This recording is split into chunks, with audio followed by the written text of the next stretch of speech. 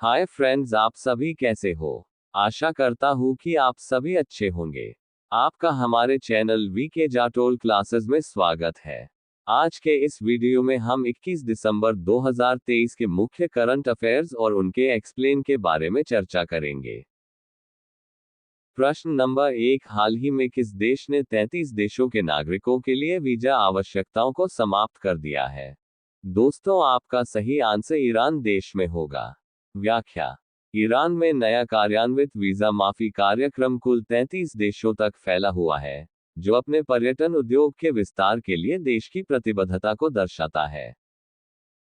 रूस, संयुक्त अरब अमीरात, सऊदी अरब, Brazil, Mauritius, Seychelles, Japan, Bosnia, Tanzania और वियतनाम शामिल हैं। ईरान ने पहले तुर्की, अजरबैजान, ओमान, चीन, आर्मेनिया, लेबनान और सीरिया सहित कई देशों के लिए वीरमाफी कार्यक्रम पेश किया है।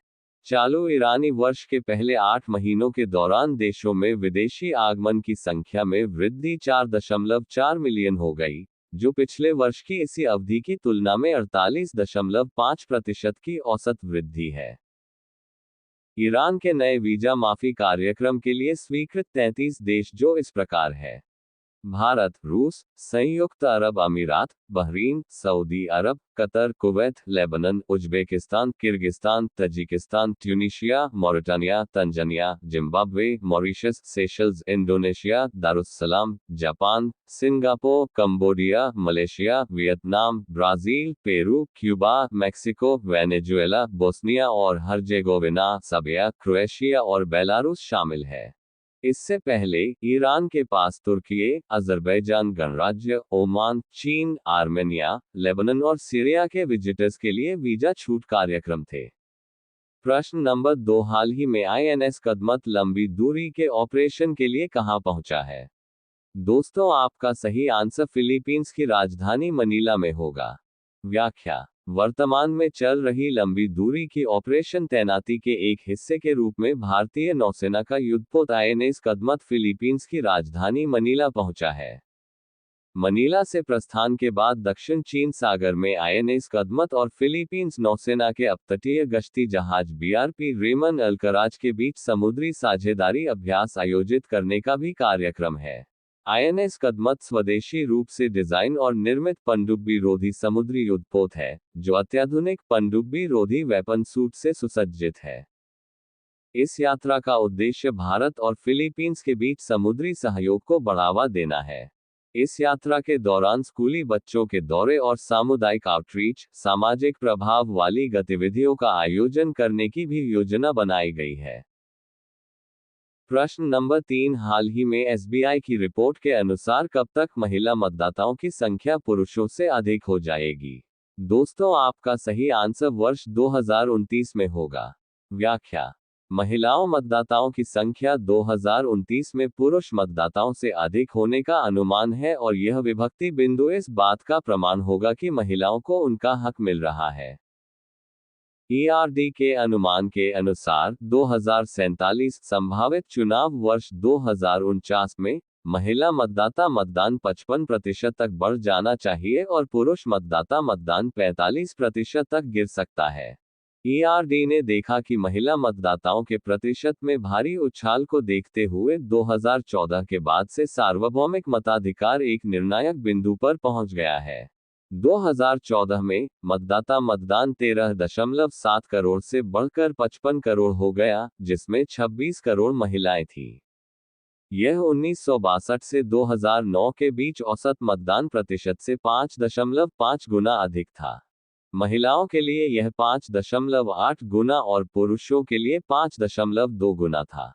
2019 में मतदाता मतदान बढ़कर 62 करोड़ हो गया, जिनमें से 30 करोड़ महिलाएं थीं। ईआरडी के विश्लेषण के अनुसार ईआरडी ने एक विशेष रिपोर्ट में कहा कि 2029 में मतदान की वर्तमान दर पर कुल मतदाता मतदान 73 करोड़ तक पहुंच सकता है, जिसमें से 37 करोड़ महिला मतदाता पंजीकृत पुरुष मतदाताओं 36 करोड़ या 50% से अधिक पंजीकृत मतदाताओं से आगे निकल सकती हैं।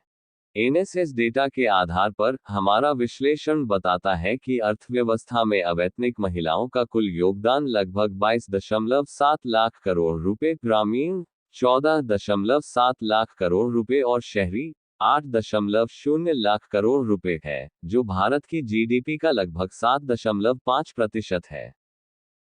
प्रश्न नंबर 4, हाल ही में कोका कोला की बॉटलिंग यूनिट किस राज्य में 3000 करोड़ रुपए का निवेश करेगी? दोस्तों, आपका सही आंसर गुजरात राज्य में होगा।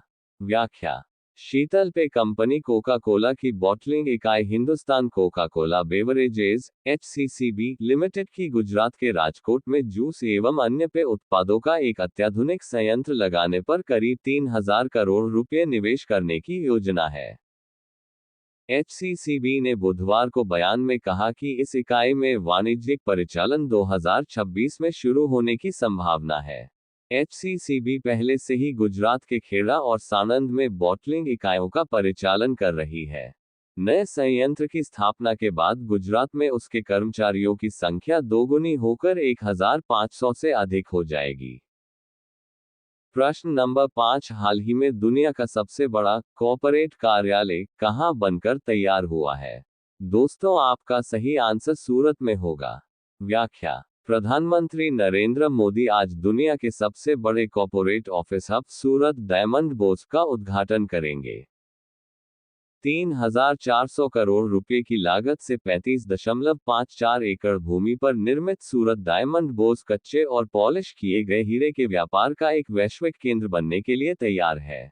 इसके अलावा सूरत हवाई अड्डे एकीकृत टर्मिनल भवन का उद्घाटन करेंगे। डायमंड बोर्स दुनिया की सबसे बड़ी इंटरकनेक्टेड इमारत है, क्योंकि इसमें 4500 से अधिक इंटरकनेक्टेड कार्यालय हैं। इस इमारत में 175 देशों के 4200 व्यापारियों को सहेजने की क्षमता है, जो पॉलिश किए गए हीरे खरीदने के लिए सूरत आएंगे। प्रधानमंत्री नरेंद्र मोदी ने एक्स पर एक मीडिया रिपोर्ट को साझ किया था, जिसमें कहा गया था कि सूरत डायमंड बोर्स ने अब पेंटागन को पीछे छोड़ दिया है, जो पिछले 80 वर्षों से अब तक दुनिया की सबसे बड़ी कार्यालय इमारत मानी जाती थी।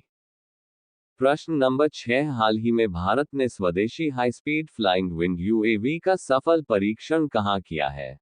दोस्तों, आपका सही आंसर कर्नाटक में होगा।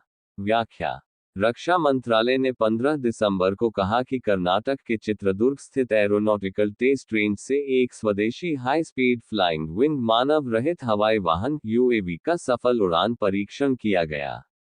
इस मानव रहित हवाई वाहन अनमैन्ड एरियल व्हीकल को autonomous flying wing technology demonstrator बताया जा रहा है।